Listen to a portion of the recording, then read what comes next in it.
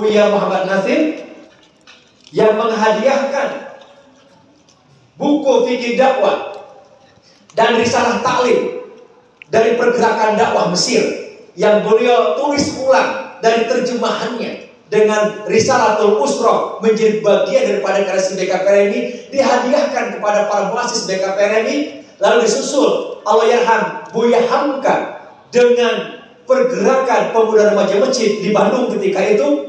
Dan yang ketiga, orang Minang juga pernah menjadi ketua umum Persis, pernah menjadi ketua umum Dewan Dakwah dan Masyumi, yaitu Allahyarham Buya Muhammad Isa Ansori. Tiga ini adalah putra Minang, menjadi muassis ideolognya BKPRNI. Sisanya adalah dari Jawa Barat. Ada Allahyarham Kiai Haji Exit Mutakin, dan ada disusul dengan Allahyarham Dr. Muhammad Imanuddin atau Bang Iman yang pertama kali menjadi ketua remaja masjid Salman, ditunjuk langsung oleh Bung Karno ketika itu.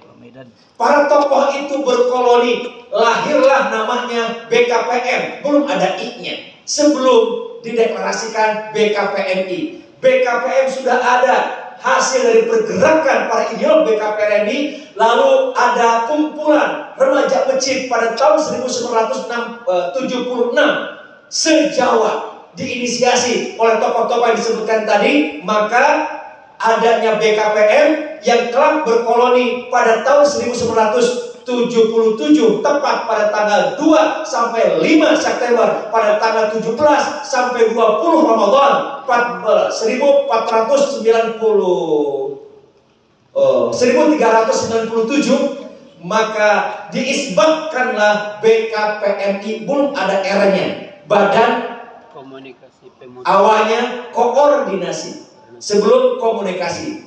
Lalu Kiai Haji Exit Mutakin yang baru dilantik menjadi salah satu unsur ketua MUI itu melapor kepada Menteri Agama.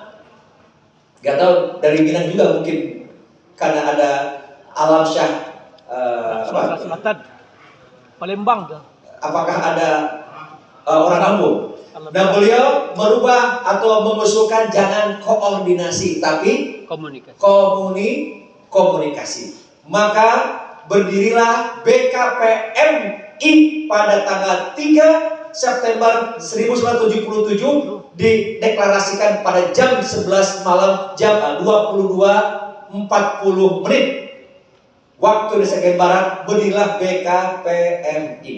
Inilah yang putra Minang harus bangga, karena 3 dari 5 ideologi itu adalah dari ranah Minang. Dan ternyata ketua umum DPP sekarang pun sebelah tangannya bermula dari Bukit Tinggi. Dan spesial untuk DPD Bukit Tinggi,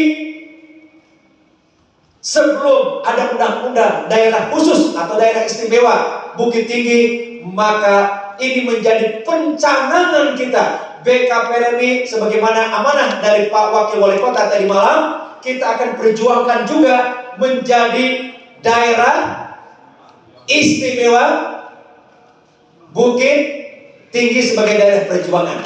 Mudah-mudahan insya Allah Bang Reza, kita di pusat Wasekjen, kita akan juga membantu menginformasikan dan juga kita mediakan sebelum kita beraudiensi dengan banyak menteri, stakeholder yang ada, agar Bukit Tinggi menjadi betul kota perjuangan. Dan tidak dilupakan sejarah bahwa ibu kota, 1 tahun ya di sini ya, pernah menjadi ibu kota ini. Dan hari ini pelantikan DPD BKPR ini momentum, dan kita akan buat viral di media bahwa Bukit Tinggi layak, pantas untuk menjadi daerah khusus istimewa. Mudah-mudahan Allah mudahkan, dan mudah-mudahan juga Pak Presiden Bapak Prabowo Subianto juga mengaminkan lewat tangan-tangan dinginnya beliau. Tapi itu juga doa kita semuanya.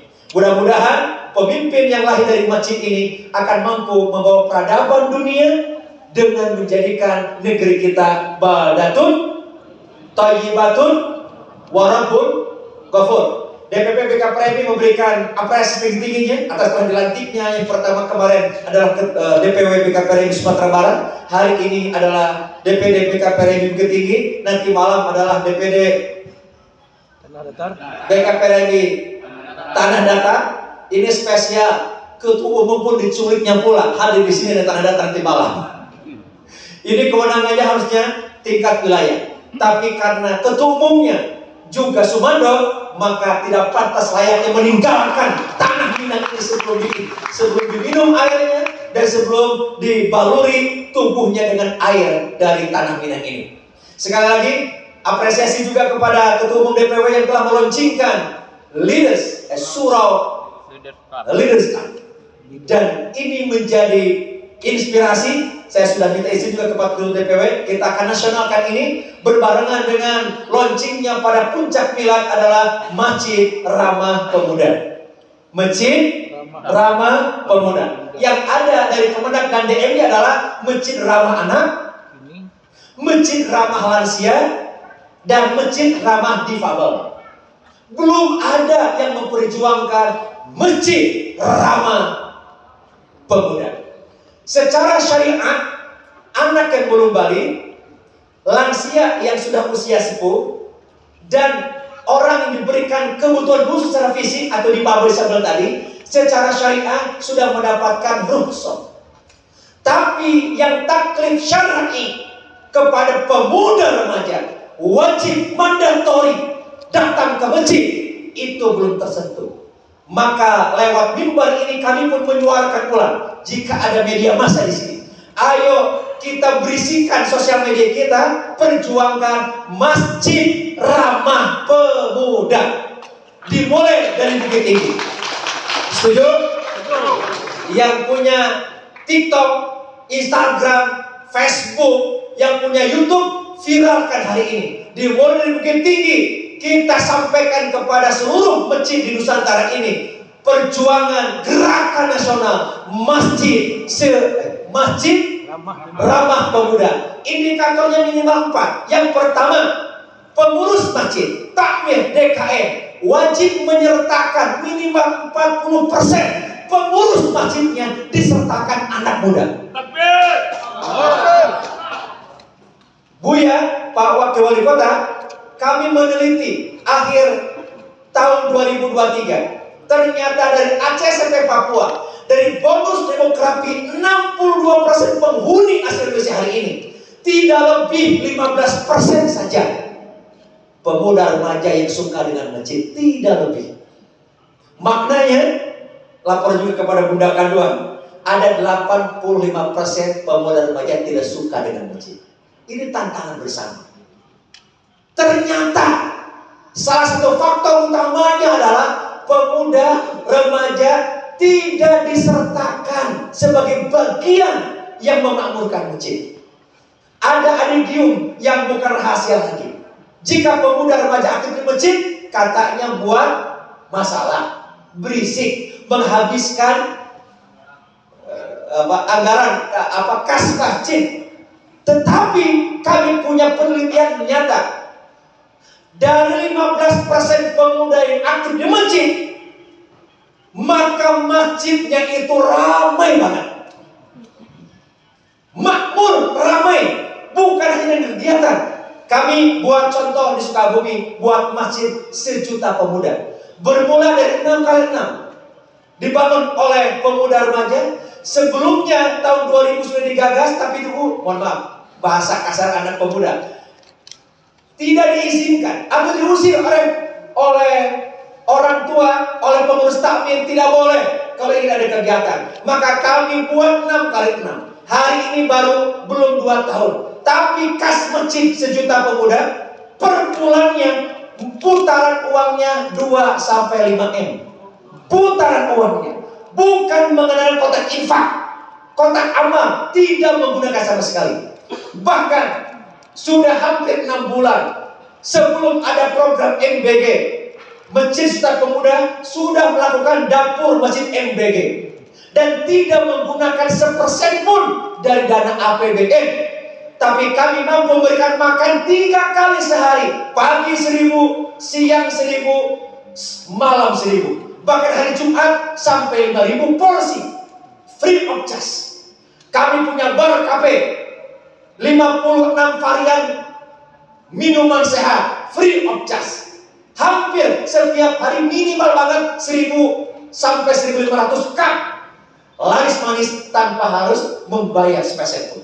Akhirnya hari ini setiap masjid, mohon maaf, di Masjid Suta Pemuda dihidupkan oleh pemuda untuk pemuda. 2 pekan lalu kami telah meluncurkan Masjid Akademi. Kalau di sini ada surau, luruskan karena surau gemilang di sini, gitu ya. Maka nanti bisa sejalan dengan gerakan dari pusat, yaitu Akademi Masjid, Akademi Marbot, dan Akademi Imam. Kami ingin menghadirkan para CEO masjid untuk bisa menyiapkan calon generasi emas untuk Indonesia emas. Mudah-mudahan nanti di Bukit Tinggi ada pilot project untuk menduplikasi Masjid Sejuta Pemuda. Mudah-mudahan juga nanti di Sumatera Barat menjadi inspirasi juga untuk Nusantara. Demikian, mudah-mudahan pemuda remaja masjid di Bukit Tinggi menjadi mercusuar perjuangan untuk menginspirasi Nusantara. Apakah pemuda remaja masjid hadir siap? Siap bergabung di BKPRMI? Siap bergabung di BKPRMI? Siap menjadi anggota BKPRMI? Siap menjadi kader BKPRMI? Siap mengikuti jenjang karir di BKPRMI? Baik, untuknya kita angkat tangan kanan, teriakin takbir. Allahu Akbar! Allahu Akbar! Allahu Akbar! NKRI! Pancasila! Bismillahirrahmanirrahim. Assalamualaikum warahmatullahi wabarakatuh.